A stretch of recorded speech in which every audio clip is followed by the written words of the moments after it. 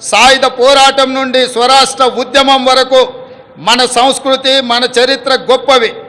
సమ్మక్క సారలమ్మ నుండి జోగులాంబ వరకు, భద్రాద్రి రాముడు నుంచి కొమరం భీముడి వరకు అమరుల త్యాగాలు, హక్కుల ఉద్యమాల వంటి వాటితో తెలంగాణ గొప్ప చారిత్రక వారసత్వాన్ని కలిగి ఉంది. ఈ సంస్కృతిని చరిత్రకు పునరుజ్జీవనం జరగాలి. తెలంగాణ వచ్చి 10 ఏళ్ళైనా ఇప్పటికి మన రాష్ట్ర గీతము లేదు.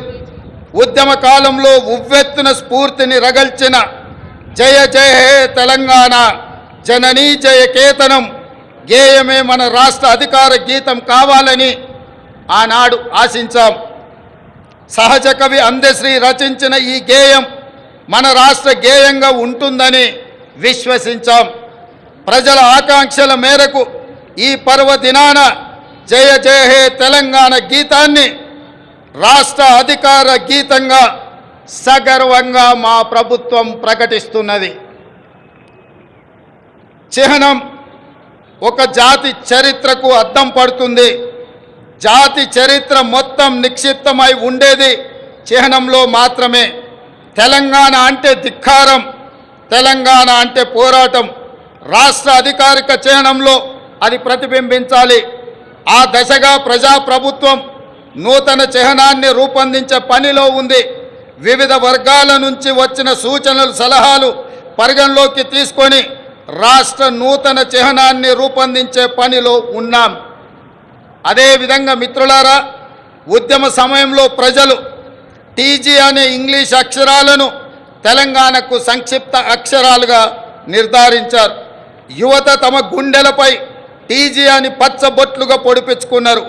వారి ఆకాంక్షల మేరకు టీఎస్ స్థానంలో టీజీని పునరుద్ధరిస్తూ ప్రభుత్వం నిర్ణయం తీసుకున్నది. జననీ జన్మభూమిస్య స్వర్గాదపి గరీయసి అంటే జన్మనిచ్చిన తల్లి, జన్మనిచ్చిన భూమి స్వర్గం కంటే గొప్పవని అర్థం. తెలంగాణ తల్లి 4 కోట్ల ప్రజల యొక్క ఆకాంక్ష ప్రతిరూపంగా ఉండాలి. ఆ తల్లిని చూస్తే మన కన్న తల్లి యాదిలోకి రావాలి. సగటు తెలంగాణ గ్రామీణ మహిళా రూపమే తెలంగాణ తల్లి ప్రతిరూపంగా ఉండాలి. తెలంగాణ తల్లి కష్టజీవి, కరుణామూర్తి. ఈ రూపురేఖలతో తెలంగాణ తల్లి రూపానికి పునరుజ్జీవనం జరగాలి. త్వరలో ప్రజల ఆకాంక్షలను ప్రతిబింబించేలా తెలంగాణ తల్లి రూపుదిద్దుకుంటుంది.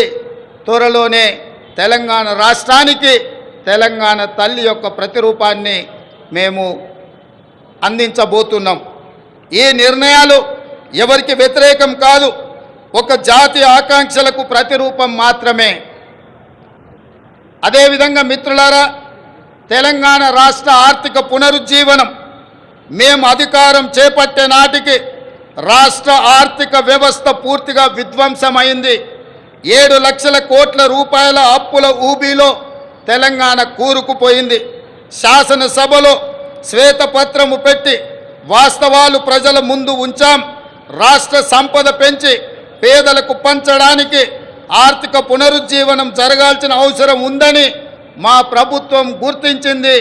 మా ప్రభుత్వం ఆ దిశగా ప్రయత్నం